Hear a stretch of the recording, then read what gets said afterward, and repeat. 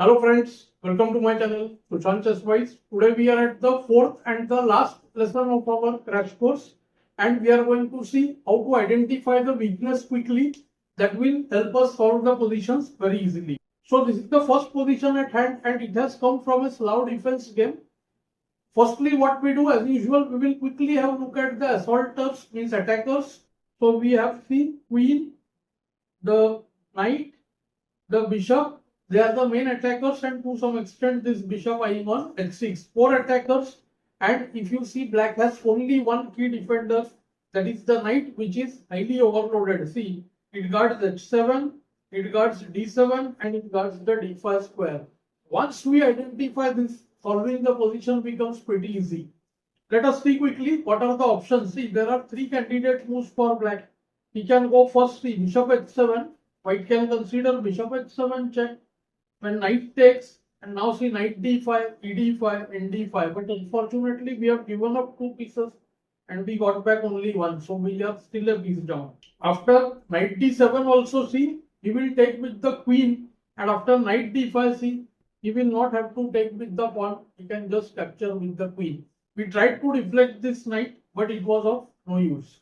And finally, see, we have the stunning move nd5, which many people are unable to find. But once we understand knight is the defender of C, mainly h7 and d7, also of d5, of course. Now see, of course, nd5 loses on the spot, queen h7 mates. So the main moves, let us go one by one. One is ne5. If black thinks that he will take the e5 knight itself, then see, knight e7 check. Queen takes, again f6 is the defender, just d takes e5. Only place the knight has is on e4 perhaps, but bishop takes on e4. Any other knight move would allow either to take the knight or knight on h7 square. Similarly, see, nb2 is also blunder, just nf6 check and queen h7 mate. One of the main variations considered by many is the move g6, but after g6 the f6 knight position becomes really worse. See, we first start with e7 check, queen takes, trade this knight as well, which is eyeing on e5, bc, and see bishop g5. Multiple threats loom. One is to see just take on f6, then capture on d7. Let's say if h5, then bf6, queen f6, and d7 winning. Or else, if rook d8 to protect d7, then just ng4. It's game over. There is no way to protect this queen knight on f6, kg7 won't help, just bishop takes f6 check, winning on the spot. So in the game after nd5, black chose to play e takes d5, and after ed5, knight d7, the position collapses easily. Best was to perhaps surrender the exchange by playing something like g6, when see knight f8 is winning for white. Black played qd7, perhaps he missed the move bh7 check. See the overloaded knight on f6. If knight takes h7, then of course qd7 wins. And if king h8 played by black, because this queen is still attacked, but see there comes bishop f5 check. And now see king g8 force takes, and it is winning. Let's go to the next one. This position at hand is black to play, and here too if we see the relationships and the defender, solving will become very easy. Here the main weakness, if you see, is the knight on the edge of the board. And see, other thing you will note that the color on which it stands, the dark square, there is also a bishop standing on the dark square, and it is related. Position is bit tricky. I will show you why. If first move bp5, then see queen b3, bf1, and after queen takes b6, there comes rook e1. It looks like black is winning because see the queen on b6 is hanging, right, and there is the mating threat by moving the bishop away. But there comes the move qb4, and suddenly see the tables turn. What happens here? Now the rook is hanging and the queen is not attacked anymore mainly. So after re8, we can just play nf3, attack the rook once again, and next move we can just clear the background by playing h3 perhaps. And it should be winning for white. Black played knight c1, rook c1, rook c1, rook c1, and you must have noted the move qh6, right? Looks like an instant win, but there is only defense in the form of qc4.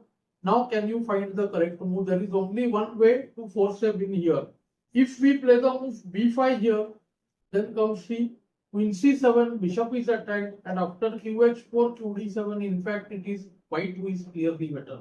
So the correct move is bb5. Now the problem is that the queen being overloaded at this point has to protect the c1 rook, right? If queen takes b5, then rook is taken, and after queen f1, re1, black wins the queen. So qc5, black plays b6, and here the queen has no other place to protect the rook, knight, and also keep attack on the bishop. So queen is struggling here. Let's say queen c3, then just we take the knight, and if nf5 here attacking the queen, then just pawn takes the queen, knight takes, pawn takes the knight at the end, and black is winning. The position was not very difficult, but we had to find the move b5. Let's go to the last position. This is the third and the last position at hand. It is black to play.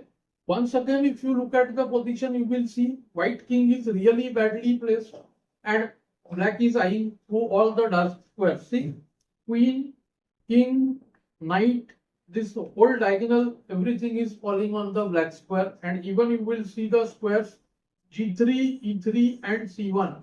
They are all on the black squares, and the key defenders are what? The rook and the queen, as we saw. So obvious moves here. We cannot do bd4 unfortunately, because queen takes d4, and there is no time for qg3 check or anything else, because we ourselves are under a check. This queen is giving a check. That is why black had only other move. He wants the square g3. So rook takes b2. See the overloading of this rook and the queen. Firstly, see, rook takes b2, then qc1 check. Immediately the game is settled. See, after qf1, if king h2, you see that just b5 means on the spot queen has to be given up. qg3, we take b2 first, and then we take g3 as well. So queen f1 forced. Once again bd4 check. If f2, then we have queen g5 check. In fact, this is mating king h2, b5 checkmate. After bd4, white has to do king h2, but with the queen into rook with the check, and then next move we take c3 also. There are 3 pieces for the rook, too much. Plus look at that f3 pawn, easily winning game. Mainly this c pawn will make us win the game quick. So finally white decides to go with the move qb2. There is not much of a choice. There follows bd4 check, easy to spot. But after king f1, what would you play as black? It looks as if there are 2 winning ways. Black played queen e3 in the game. Stunning move. See, covering both f2 and e1, and we are eyeing the h3 square. Now this rook is the overloaded piece guarding h3 and g1.